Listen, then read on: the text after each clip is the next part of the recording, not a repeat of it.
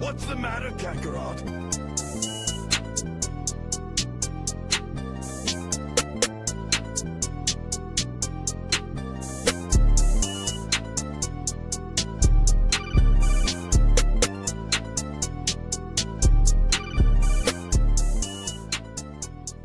Hi, everybody. Welcome back to another Sunday morning with the Blurred Church of Anime.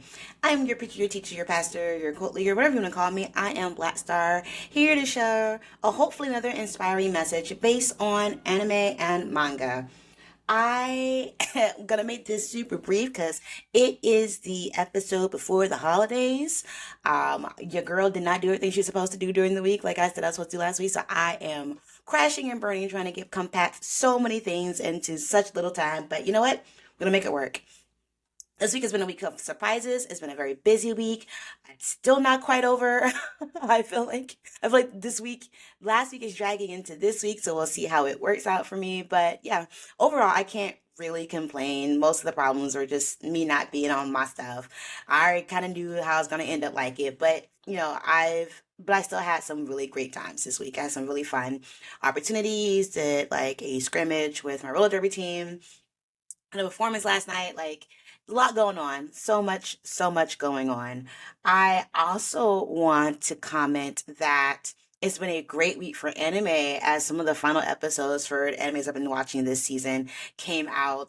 And I haven't felt sad about some of my animes ending because their last episodes have been so amazing. May I ask for one final thing? That last episode was everything I didn't know I needed. Like I'm probably gonna rewatch it like three more times. And I was thinking I was going to talk about that this week. I was like, no, I need to settle on my bones a little more before I talk about that anime. Although Scarlett's my girl, I want to cosplay her so bad. I am in love with Scarlett. Like, no shade, no tea. I am love. Oh my gosh, I love Scarlett so much.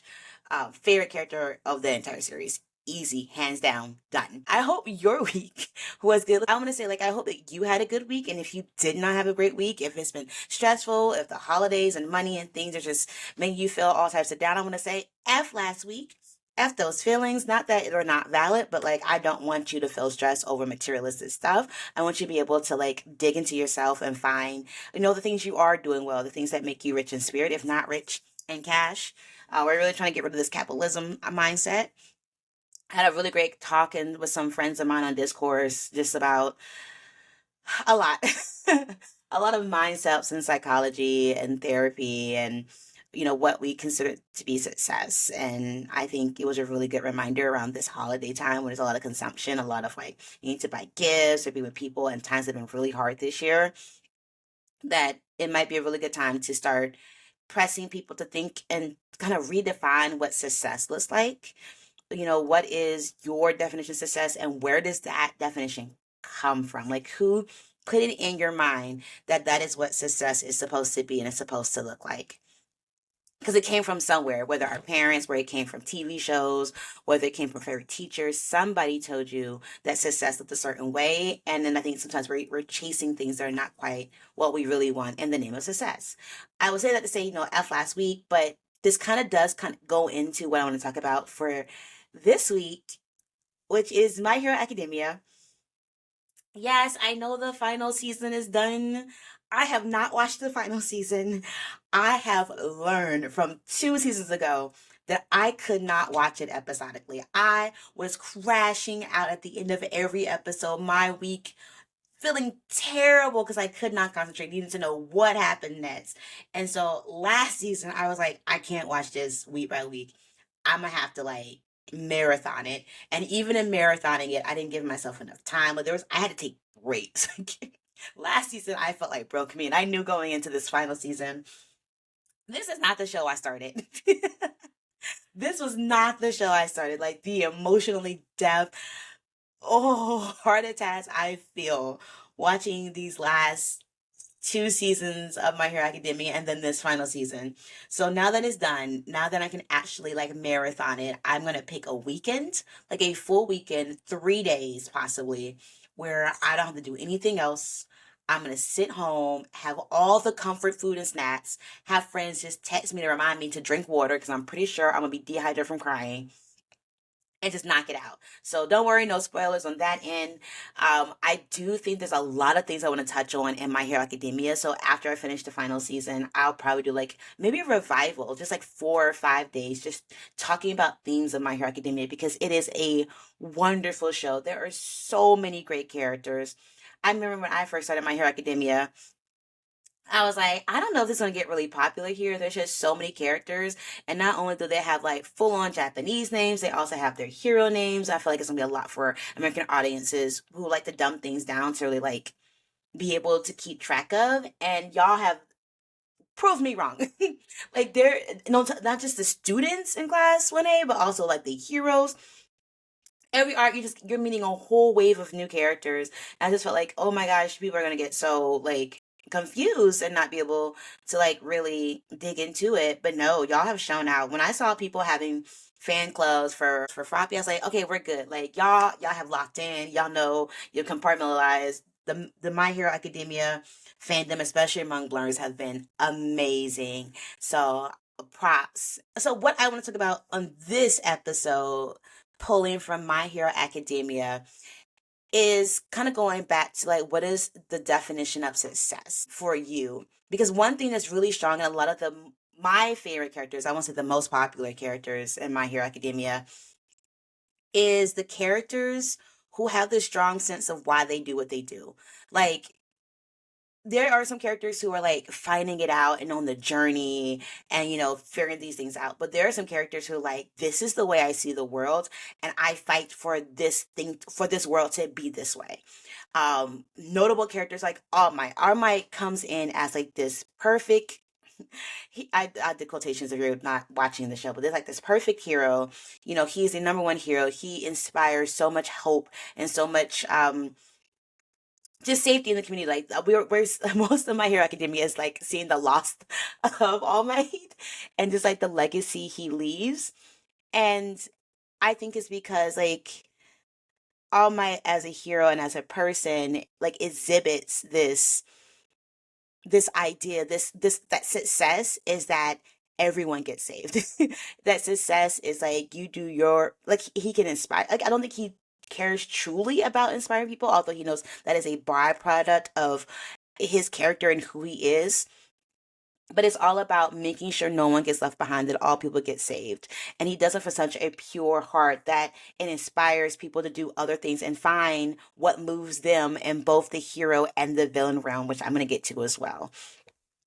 And that is so important. And I think you have to take that and then put that into Deku, or Midoriya Shonen, as All Might loves to call him, as a character who I know the show's about his journey in becoming the top hero, but there's something about Deku that never changes, and it's very similar to, and not why All Might also chooses him, is he wants to help. He wants to help people. He wants a world where people are safe, where people can live their lives. And I think his idea of safety, Midoriya's that is, idea of safety, idea of help, of like what it means to support all people. It spans over this series, which is really, really cool.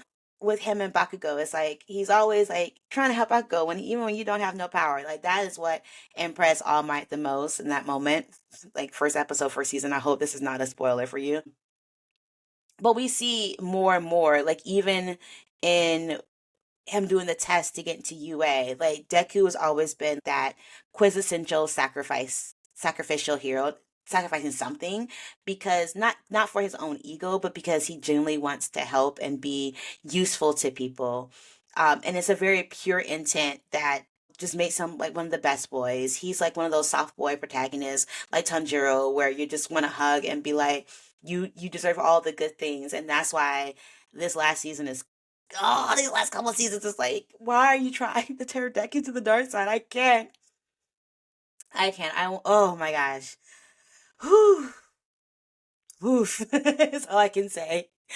On these final seasons.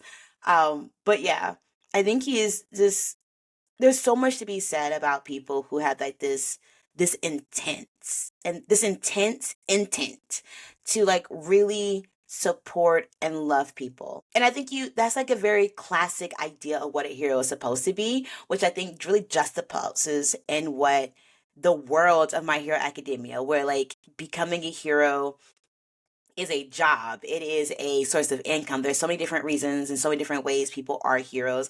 And like that diversity makes it super interesting, especially when like 80% of the world has quirks, or is it like 90 something even higher than that. But I kind of love that we go through, especially with the UA students, like what is their ideal of a hero? And for a lot of people, they're just kind of still figuring out that they know they want to be heroes because heroes a cool job. Hero, you can get famous, you get job deals, you can do all this kind of stuff, you get accolades. They grew up admiring all types of heroes, normally, mostly all might. Um, it's like being the doctor, it's like a very well wanted and well needed and well like deserved job in this economy, in this world, right? But it doesn't mean like you have like this kind of pure intent that you see really shining for from like the gold standard, which is All Might, and then eventually Deku. And I think watching the characters, especially Deku's classmates and some of the other heroes in training, kind of figure out what that looks like. I think we all love a good journey story. I mean, I'm always gonna be a fan of Icy Hot. If you know, you know, and seeing where revenge and hard feelings turns into truly doing it to honor his family legacy in some ways. Oh, me and Bakugo, who is a very complicated relationship because he's also a Taurus. I'm not Aries, I just want to smack him. Um, I was like, someone should just beat that kid, as a child, like, that arrogance. But also, like, but you see, like, his ideal of a hero is never losing. Like, how can you be a hero to people if you lose a fight against the evil, right? That is like his pure intent is you have to be the best. And I admit that Bakugo has grown on me over the series because I was very anti Bakugo very early on. Um, there's just a lot of different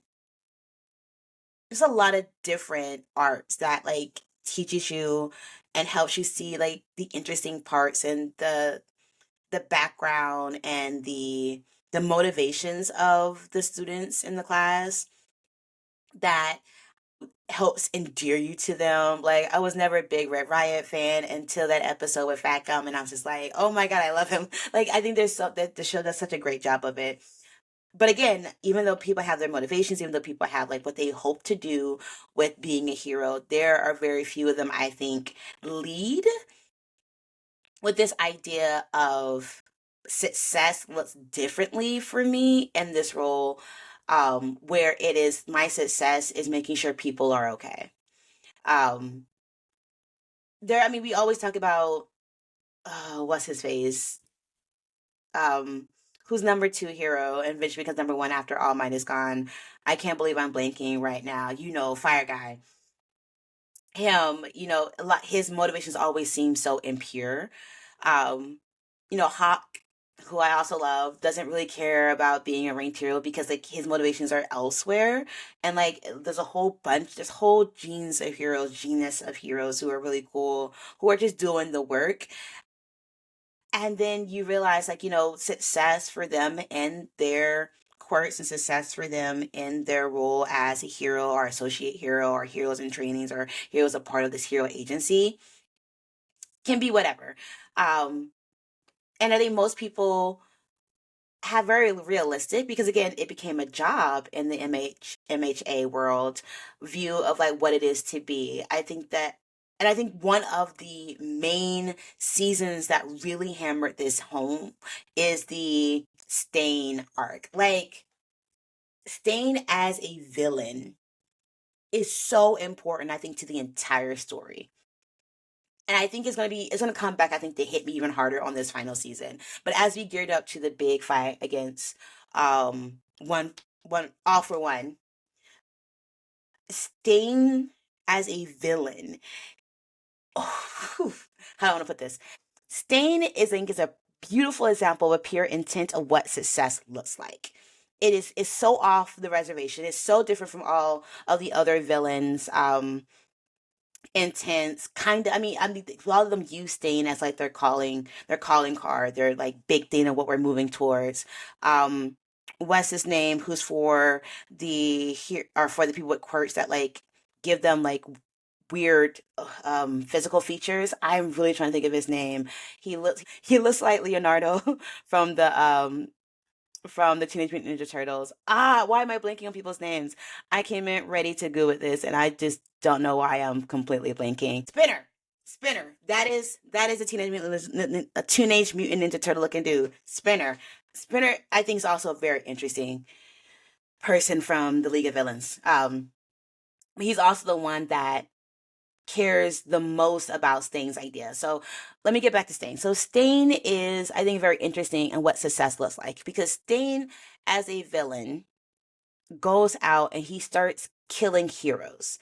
And he is killing heroes because he feels like they're all fake. I mean, I don't know how he he feels that they're all fake because they don't live up to the ideal that All Might is. Where All Might, doesn't matter how big or small the crime, All Might is there because he wants to make sure people are okay. He is a hero on pure intent of, I just want to be useful to everybody and do it with a smile and effort and put people at ease. And Stain is like, that is what a hero is. This classic definition, this pure intent, you need to be doing that. And as heroes become businesses, you see a lot of people who don't have that pure intent, which I'm not saying is a bad thing, the same way that Sting sees it. But starts calling them fake heroes. They're just kind of folk out here doing it. It's a job. You clock in, you clock out. I mean, it's kind of like people being cops or EMTs in some ways. I think you need it. Like, I'm not saying the system itself is bad, but I can definitely see in Stain's point of view why these are not true heroes. These are like sidekicks. And they're like, no, you're calling yourself a hero. You're not even calling yourself a sidekick. You are not fit to, call yourself the same thing that All Might is. And what Stain is doing is problematic, killing heroes because you don't think that they are heroes, because you don't think they have the same intense need to help and support and save everybody, that you don't see this as like your life, it's just a job, is a valid concern. And as one who is fighting other superpowered beings, because Stain's quirk is pretty cool. I think it's super interesting that when he does meet Midoriya, when he meets Deku, he notices that, like, no, this is the guy. This is the guy who has the same intent, the same intensity as All Might and what it means to truly be a hero, and has that just, and yes, they're here to save Ida, and I love a good backstory for Ida because that's gonna have to be Ida's, the whole Stain arc in Ida. I think is gonna have to be a whole nother conversation maybe during that revival, because I have a lot of thoughts on that. And just I have a lot of thoughts on that, and Tanjiro, not Tanjiro, and like the crew showing up, Deku showing up to help him out in this battle with Sting, which I think is still my favorite arc. And I love, love, love how it it galvanizes. Like, I know people thought, oh, the League of Villain really, no, League of Villain just hijacked Stain because of his credibility and what he was doing and the message he was putting out there. Like, I think there's very few villains outside of Stain and possibly Spinner that I would ever try to justify the work that they've ever done or what they're trying to do. Like, Tomaru, like, I hate this dude. Like, I hate Tomura. I truly do. Like, I don't even use like the language I want to say on this dude, but yeah, going back to Stain. Sorry, Stain's idea of success wasn't killing all heroes or people who call themselves heroes. Stain's idea of success was getting people to treat the hero work the same way that All Might. He only acknowledged All Might. And I think he was trying to find the heroes to like get up to that level. He was sowing in that terror. He was calling them out to make them better, to be like, you need to be like an All Might. Like, stop out here playing at your heroes. I'm gonna show how much you're not heroes. I'm gonna show how much you're cowards. And I think that's why it's so important that that fight with him and Deku and the other two are like so important, because I think he says like, okay, there is a future coming in where like All Might isn't the only one doing this. And that says a lot. I think that Stain is a turning point in the lore of the heroes and understanding what it means to be a hero in the MHA universe, as well as kind of picking out the pure motives versus the selfish motives. Because I think Stain had a very pure motive. I think most of the other League of Villain people did not. I think most of the heroes, even in UA and your practicing heroes, even some that who like gave the ultimate sacrifice, did have not the purest motives. We can talk about so many different characters. And again, I absolutely love Hops. I do. I truly, truly do. But like he doesn't have the purest of intentions. I mean, his backstory is so interesting, and that doesn't make him a bad hero. That doesn't mean he's not who he says he's supposed to be. It doesn't mean that he is not, worthy of the accolades and the love that he gets, because he is truly amazing.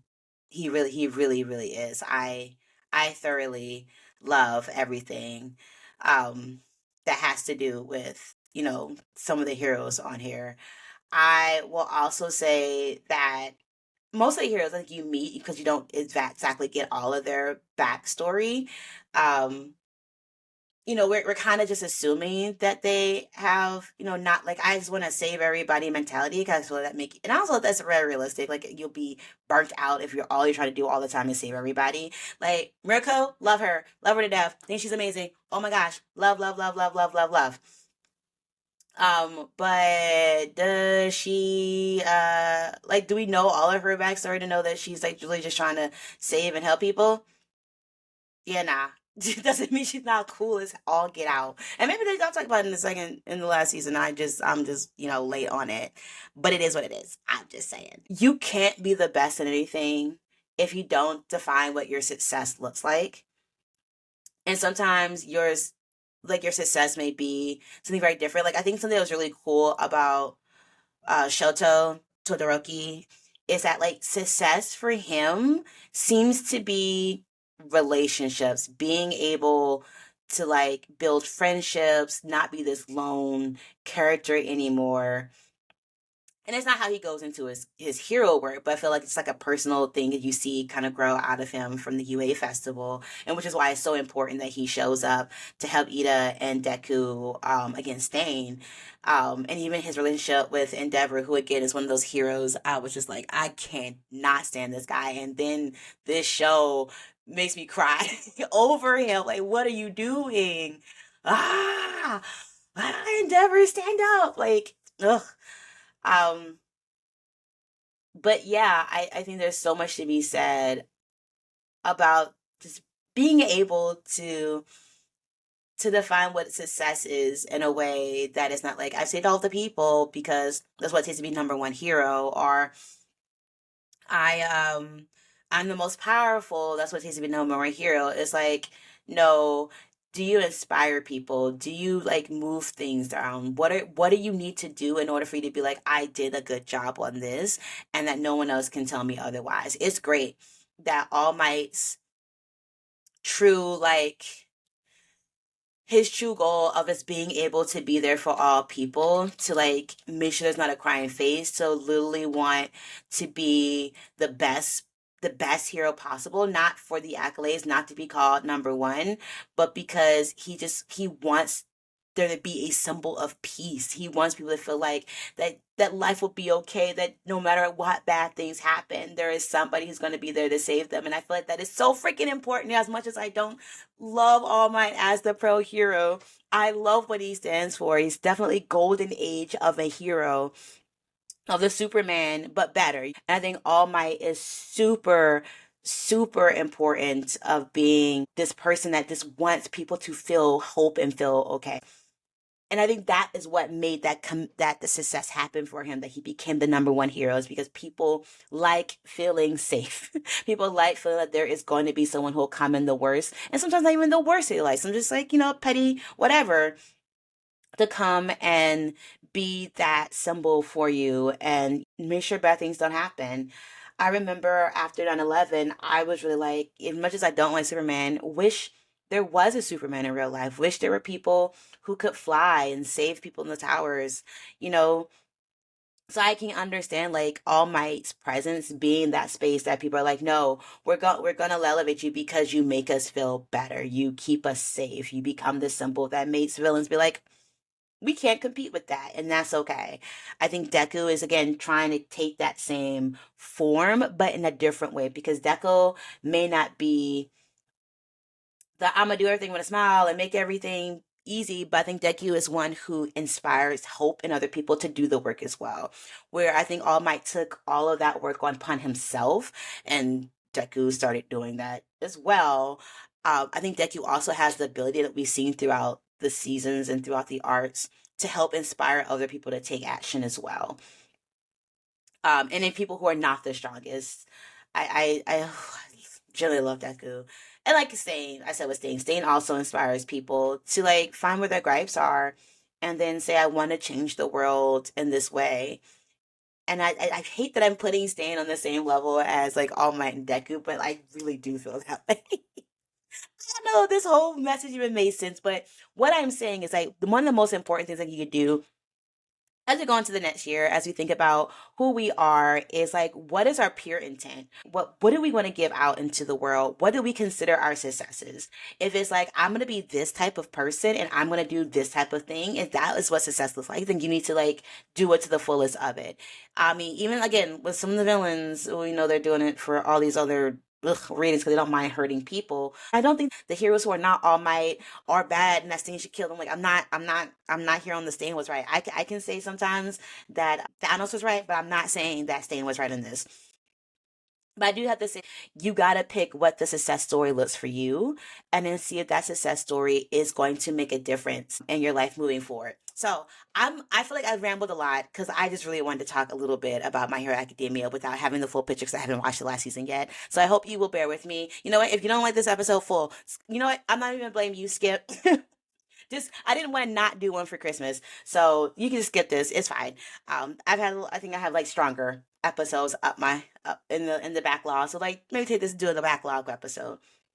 With all that said, I hope you have an amazing week, especially if you didn't have a great week. If you celebrate any of the holidays happening right now, whether it's the solstice, whether it's Hanukkah, whether it's Christmas coming up, whether you do Kwanzaa, anything I may have forgotten, like whatever you're celebrating, if you're gonna be around family and friends, even if you don't celebrate them and you get the time off because this is the country that we live in and this is a federal holiday, I hope you get rest. I hope you get a chance to do what you need to do and um, live a good life next week or this week and next week because we're going into New Year's, and New Year's is just another just as important of a holiday to me as the other winter holidays too. But we'll talk about that next week when we get there. All right, I talked too long. I'll talk to you later. Till next week. Bye. The Blurred Church of Anime podcast is produced by Black Star, aka Lauren Tillman, written by Lauren Tillman, and hosted by Lauren Tillman. Music created by EL47.